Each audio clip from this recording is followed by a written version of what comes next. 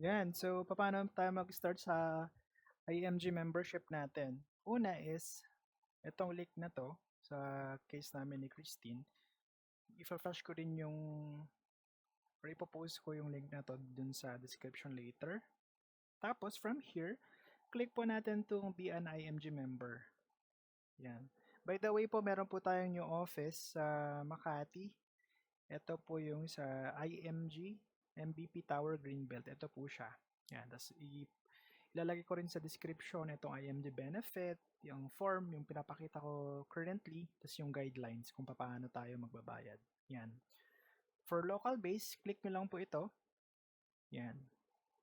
Tapos, fill upan po natin yung mga details po natin. Okay?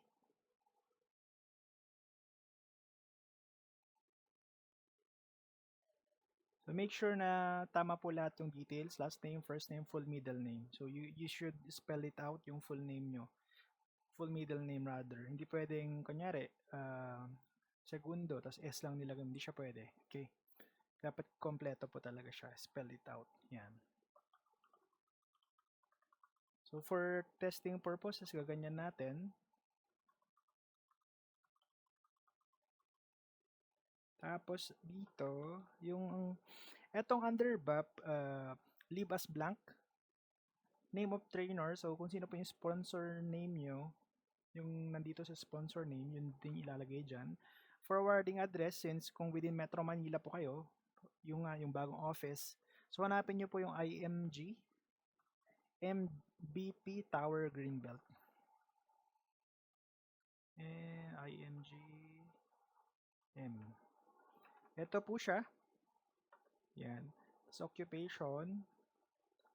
So, for demo purposes naman, basta i-enter nyo po yung tamang details po ha. So, birthday nyo po. Yan. Tapos, telephone number. Basta enter nyo po yung ano dito, tama. Yan. Tapos, if single, so as is, kung married siya, so mag-activate yung spouse name. Otherwise, magdi-disable po siya. Okay? Yan, single.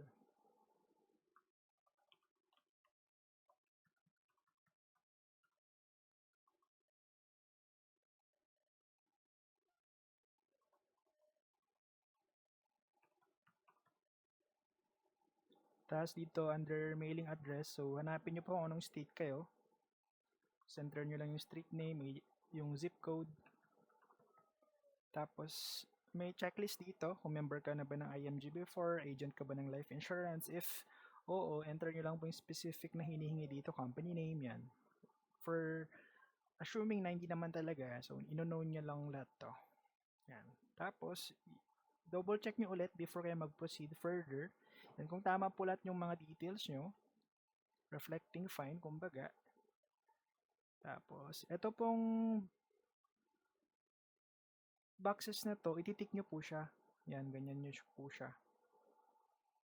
Tapos, signature, e-signature, gaganyan nyo. Kunyari, ay medyo malayo dun sa stroke ng signature ko.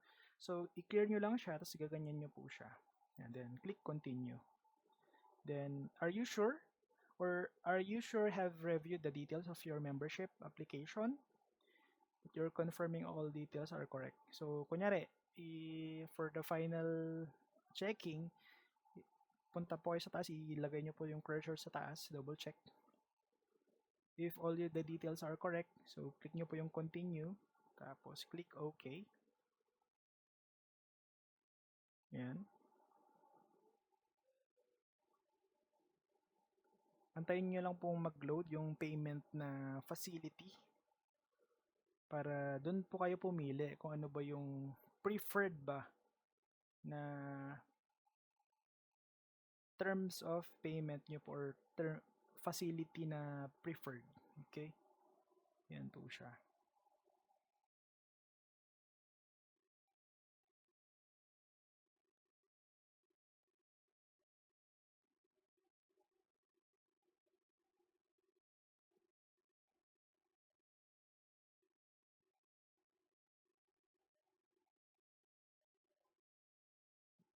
Yan.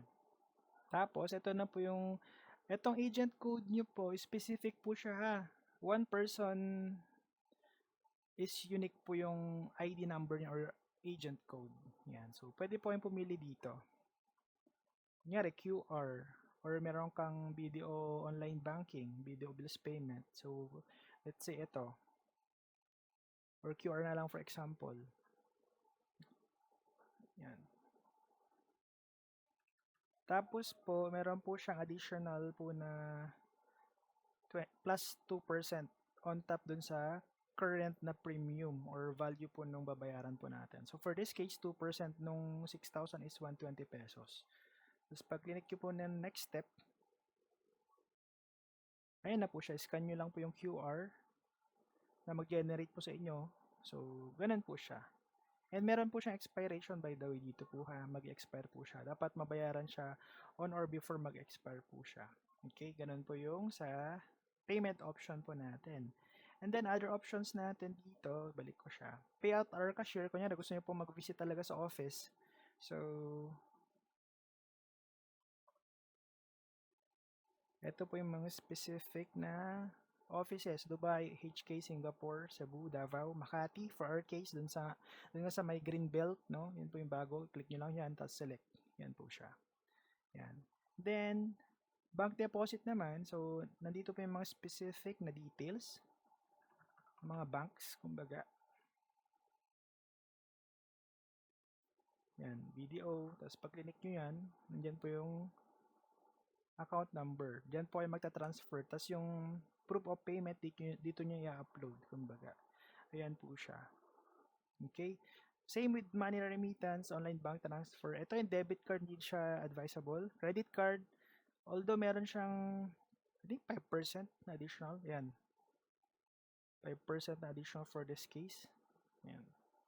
Tapos, Palawan Express, kung sa province po kayo, ayan, magja-generate po siya ng reference number.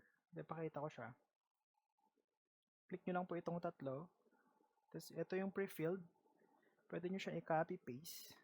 Kung ano po yung nandito na nagre-reflect, susundan nyo po siya. Ganun po yung ibig sabihin. Okay? And then other facilities. Ito, video bills payment. So kung meron kang video online banking, so you can opt to use that one. Tapos, i-ano nyo na po siya. Pay nyo siya as biller. Pay bills, kumbaga. Ayan yung mga subscriber na name, number. EP reference, by the way, is one-time use lang po siya. Succeeding payment, kunyari, mag-invest na ako sa mutual fund or Kaiser ko, one-time payment lang, one-time use lang po siya. Kasi mag-error po yun eh. Hindi mapopost yung payment mo. Ayan. Yun po yung important note for that case. Okay? And then, lastly, check natin dito. Nuracash Bills Payment, ito naman po yung facility ng IMG. Yun po yung ano natin. Para din po siyang video bills payment. Pero Nuracash po siya. Internal tool po ito na ginagamit sa IMG. Yan. So, may ipipay bills mo rin siya. Yan. Kung hindi pa po kayo member ng IMG, you can message us, no? Or you can visit as well yung office natin, no? We're willing to assist you, and kung gusto nyo rin pa mag-start sa mutual fund or sa Kaiser nyo, most 18, let us know. Ayan. Thank you.